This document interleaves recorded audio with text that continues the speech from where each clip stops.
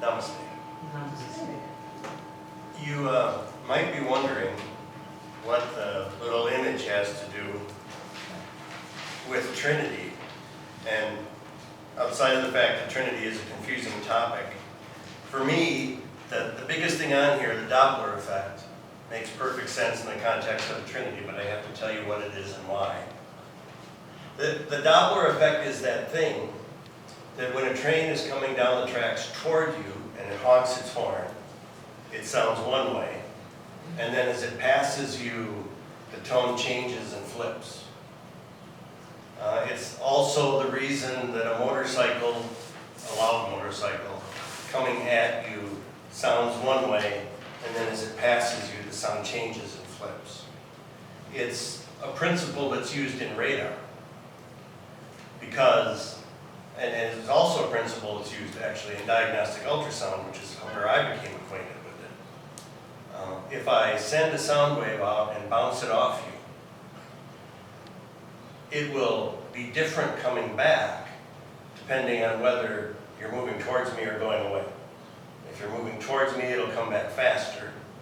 If you're moving away, it'll come back slower. And that gets really helpful when you're looking at blood flow. Because if you have vessels in your body that are partially blocked, when the blood tries to flow, it hits them and it swirls. And if I can use basically a sound wave to look at that and come back, the data will be different and I'll be able to tell what it does. Now I had this job where I had to fix that. And it became really apparent to me that there's two kinds of people in this world who fix things. One type of person is absolutely obsessed with why it works. And the other one is absolutely obsessed with how it works. And there's a difference.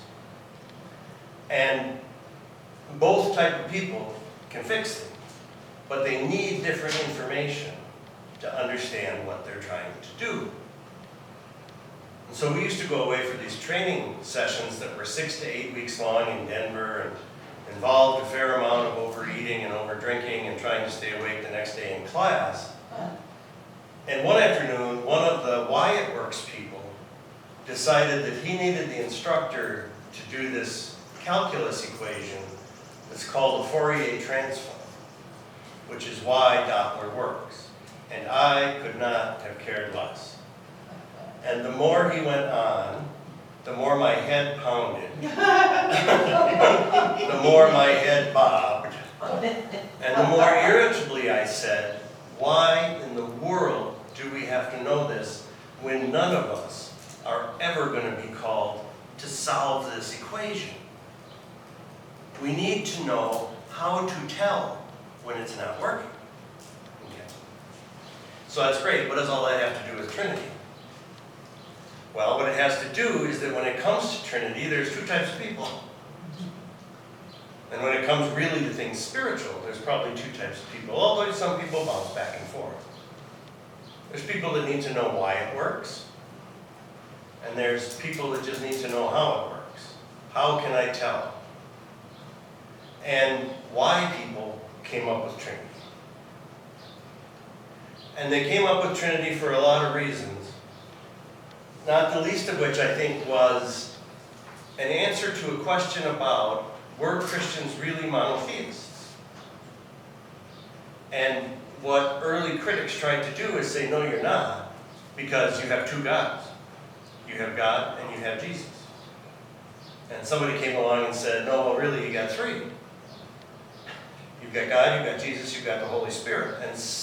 And somebody or somebodies felt compelled to sit down and say, we had better explain this. And I think they were right about that. We had better explain that it's not really three, that it's one. And they said, we'll call it the Trinity. Of course. And they went, and they then, as they wrote the Gospels, inserted it, or placed it, on Jesus' mouth, in the form of the Great Commission. Go out and baptize them in the name of the Father, and of the Son, and of the Holy Spirit, and I guarantee you he never said that. Because, yeah, they would have gone, Baptism, as we understand it, didn't exist while Jesus was still on the earth. Jesus didn't see himself as that son that God inserted into the Trinity. In fact, Jesus landed there because of people's evolving understanding of who he was. A practice that started in Judaism when people died and then got promoted. And these words that appear in some of Paul's writings about principalities and powers and thrones and dominions, and these were all rankings of semi-divine beings. It was the hierarchy at the angel factory, if you will. And this idea that when people, it's the organizational term, when people died, if they were really good people, they wanted to say, these people were really good people. I know they were, and they came up with this. And there's nothing wrong with that, it's all very good. But a why person wants to know how that transition is made. A how person says it's good enough that it's made. And that's why I chose this first reading by Shaila Catherine, who's from Australia, so she's a Sheila named Shaila. That's nice, I had to picture that. But the question really is, I think, about direct experience. You can sit down and read about all the doctrine in the world, all the religious beliefs, all of people's ideas and ways to explain this or that. And if it never gets beyond the point of a concept, if it never comes down and becomes an experienced reality, it's on very tenuous ground. And much of our contemporary religious thought believes that we can argue you into believing something. We can debate you in such a way that it will take something that's up here and put it in our hearts, and that is a why person trying to convince a how person and using all the wrong methods. Because if you're a how person, until you're out there and experience something, you may know the concept. You may understand the idea, but nothing makes it real like encountering it. And that's why sometimes when we meet people that we knew about before we met them, usually people that are sort of famous at least, very often you hear people say, wow, they weren't anything like I expected them to be. And that was the difference between this idea of them and the experience of them. And sometimes it works out in that person's favor. I like them better when I met them. Other times, not so much. They get pushed away. But if it never goes from there to here, if it never gets from concept to reality, it's doomed. And I think that's what's happened with Trinity to a lot of people. I think one of the best things I ever came up with about Trinity was this idea that Trinity is God within us, among us, and around us. Spirit is within, Jesus is among, and God is all around. Purist Trinitarians wouldn't like that at all. That wouldn't be nearly complicated enough. Because Trinitarian purists are why people. Show me the equation. Factor it out for me. And that's okay. I'm not being at all critical. I'm just saying people work in different ways.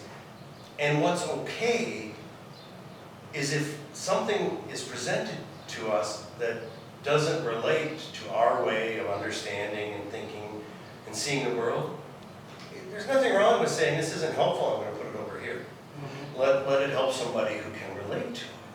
It doesn't work for me. We talk about maps, and the first thing I think of are AAA triptychs. Remember those with the, they were about, My dad loved those. they were great, they were about this wide, spiral bound at the top, and then you flip the pages, and if you opened it up, there's detailed maps of the cities you went in through the place. And I'm pretty sure they don't exist anymore. They're on the way of Greenstays. Green, yeah? Because, You can get them. Can you still get them? Print something like that on the computer. well, see, there is hope. Because we're so GPS conditioned. Mhm. And we So don't, what? conditioned to GPS systems. Oh, And so the problem is, a GPS will help you get back if you get off your route, but it will never be able to help you understand how that happened, because you can't flip back a couple pages in the triptych to see where you made the wrong turn. Oh, okay. It's very much like it's always been to try to go, for me, to try to go to the Waukesha Memorial Hospital. Very easy to get to the hospital when you're in Waukesha. Yes, All these big H signs. right. Once you get there, there are no home. Yes, very good. very true. And if you forget to pack a loaf of bread, they'll leave the crumbs on the side of the road. It's almost impossible. Yeah. And sometimes these concepts are like misplaced signs. And sometimes this spring, when we had a lot of those heavy wind days, I saw street signs that were turned, which makes them then completely ineffective unless you've been through there before and don't really need the sign, so it doesn't matter that it's pointing. Concepts can do that to us as well, and then we feel guilty about it. What we need, I think, is the big picture, and that's why at the end of Shaila Catherine's the reading of Shaila Catherine's talk, it says, in a way we must not care where we are on the map, while at the same time totally caring about where we are ultimately heading. It took me back to driver's ed, where they kept saying, you need the big picture. You couldn't look right in front of the hood of the car. And if you tried to do that to stay in your lane, you were all over. But that if you looked a little higher down the road and saw everything, you were both able to stay on track and get to where you were going. But if you become too attached to either one, you start to lose perspective. And that's true of these concepts too. If we absolutely believe that the only way we can move ahead is by understanding these philosophical points, we're not going to get anywhere. If we start to be a little more discerning and say, I don't need to have them all, I only need to have the ones that help. And the ones that don't, I'll leave here in a pile for somebody who they will help. Then really, the pressure's off. And if somebody comes along and says, well, you're not a very good spiritual person because you can't explain to me Trinity or whatever it is, you can just smile and say, okay. And keep on going. Because it isn't about what other people think of us. It isn't about how grand we are. It's about staying on the path. And if we veer from it, being gentle and just getting back on it. Amen. Amen.